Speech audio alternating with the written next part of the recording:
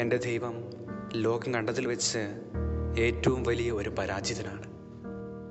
തൻ്റെ ജനത്തെ രക്ഷിക്കുവാൻ ബത്ലഹേമിൽ ഒരു രാജാവ് ജനിക്കുമെന്ന് പറഞ്ഞതനുസരിച്ച് രാജകൊട്ടാരത്തിലോ പ്രഭു കുടുംബത്തിലോ ജനിക്കാതെ ഒരാശാരിയുടെ മകനായി വിവാഹത്തിനോ ഗർഭം ധരിച്ച ഒരു കന്യകയുടെ സന്താനമായി ഒരു പുഴുത്തൊഴുത്തിൽ ജനിച്ചു.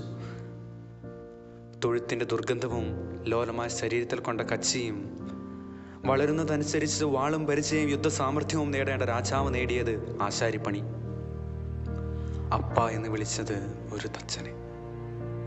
മുണ്ട് മുറുക്കിയെടുത്ത് ദാരിദ്ര്യത്തിൽ വളർന്നു വന്ന രാജാവ് പരസ്യ ജീവിതകാലത്ത് ചുവത പരവധാനയിലൂടെ പടച്ചട്ടയെ മൂർച്ചേറിയ വാളുമേന്തി ജനക്കൂട്ടത്തിന് നടുവിലൂടെ കടന്നു വരേണ്ട സ്ഥാനത്ത് ആളുകൾ വിരിച്ച കീറത്തുണയിലൂടെ കടന്നു വന്ന രാജാവ് എല്ലാത്തിനും അവസാനം പരിഹാസത്തിൻ്റെ ചിഹ്നമായ കുരിശിൽ 2 കള്ളന്മാർക്ക് നടുവിൽ ശരീരം മുഴുവൻ കീറി ചോര വാർന്ന് മുൾക്കിരീടം ചാർത്തി അവൻ മരിച്ചു.